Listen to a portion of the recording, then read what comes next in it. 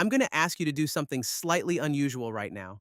Don't leave this video. Don't multitask through it. Don't tell yourself you'll come back and actually do this later, because later is exactly where most financial intentions go to quietly die. What you're about to build isn't a budget. It's not a plan you'll abandon in 3 weeks. It's a structure. A small number of permanent changes to how your money moves that, once they're in place, keep working whether you're paying attention or not, whether you're motivated or exhausted, whether this month is easy or genuinely difficult. Here's why this works differently from most financial advice you've heard. Most advice asks you to remember something, decide something, or resist something every single day, forever. That's not a system. That's an ongoing test of willpower that you will eventually fail, because everyone eventually fails an ongoing test of willpower. What I'm walking you through today gets built once in the time it takes to watch this video, and then it runs on its own. My name is Dave, and I love giving people something they can actually finish today instead of one more thing they intend to get around to eventually. Let's build it. Step 1. Find the real number. Before anything gets built, you need one number. Your actual take-home pay per pay period. Not your salary, not the figure on your offer letter. What actually lands in your account after taxes and deductions. Pull up your last pay stub or your last bank deposit right now. Write that number down. This is the foundation everything else gets built on top of, and if this number is wrong, every calculation after it is wrong too. While you're here, write down one more number. Your current total balance across every checking and savings account combined, not investments, not retirement, just the liquid cash you could access today. This is your starting point.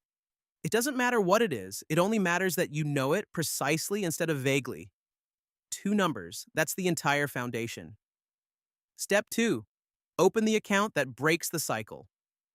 Here's the single most important structural change in this entire sequence, and it has to happen before anything else because everything that follows depends on this account existing.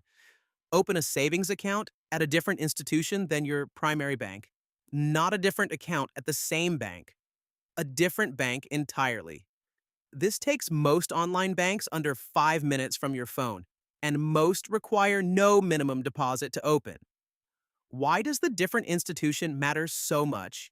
Because of something called friction. Money sitting in a savings account at the same bank as your checking account is one tap away from being spent. Money at a separate institution requires a transfer that takes 1 to 2 business days to land back in your spending account. That delay isn't an inconvenience, it's the entire mechanism. It's the gap between an impulse and an action, and that gap is where most impulse spending quietly dies before it ever happens. Open it now, don't fund it yet. The next step tells you exactly how much to put in it. Step 3. Calculate your one number that changes everything. Take the take-home pay number from step 1. Multiply it by 0.15. That's your new minimum non-negotiable transfer. 15% of every paycheck moving to the account you just opened automatically the same day your paycheck lands. Here's why 15 specifically. It's aggressive enough to genuinely move your trajectory within a few years.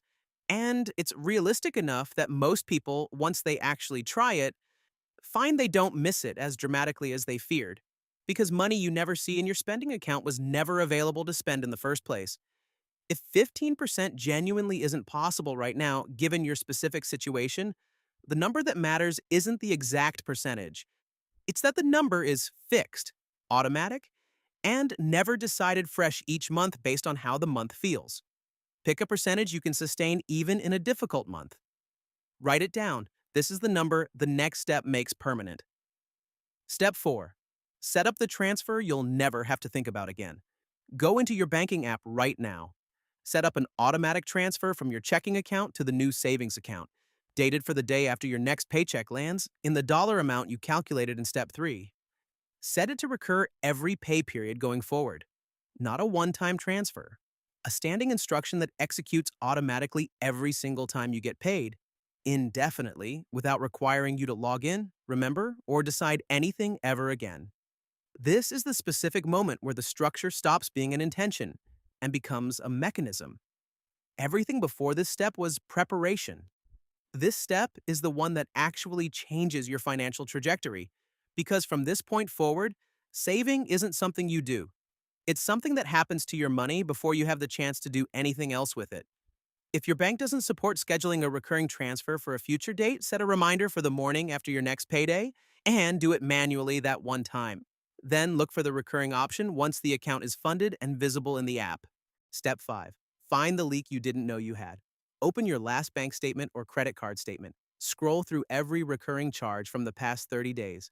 You're looking for exactly one thing: a subscription, membership, or recurring charge you don't actively want anymore, not the ones you use and value. The one that's been quietly renewing because canceling it required a phone call or a few extra clicks you never got around to making. Most people find at least one within the first 60 seconds of looking specifically for it, because most people have never looked specifically for it before. Found it? Cancel it right now before moving to the next step.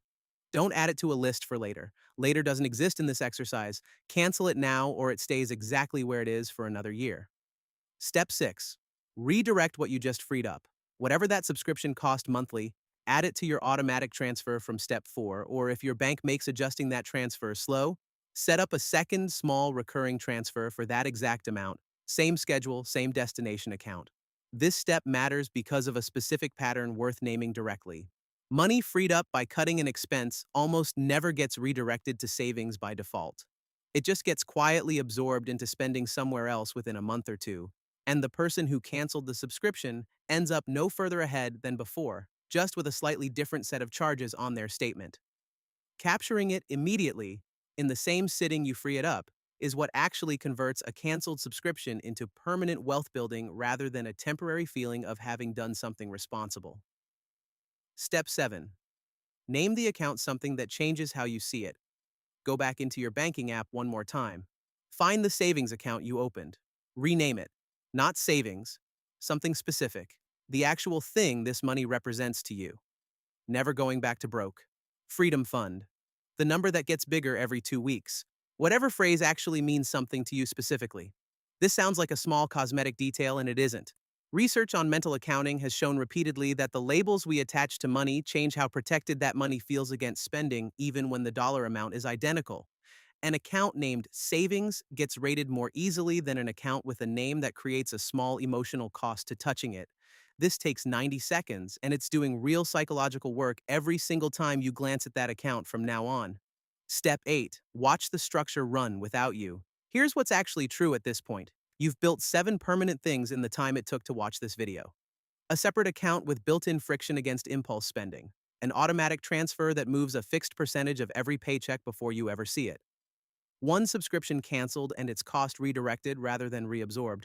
An account name that quietly protects the money every time you look at it. None of these require willpower going forward. That's the entire point of building structure instead of relying on discipline. Willpower is a depleting resource that fails on your worst days, which are exactly the days financial decisions matter most. The structure you just built doesn't care what kind of day you're having. It executes the same way every single time, because executing the same way every single time is the only thing it knows how to do. This is why the claim in the title isn't an exaggeration. Once this structure is running, staying permanently broke requires actively dismantling something that's now working in your favor automatically. Most people never bother to dismantle a system that's quietly succeeding in the background. They just let it keep running.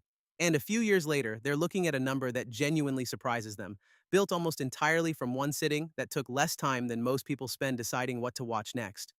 You built this in the time it took to watch one video. It's still running right now.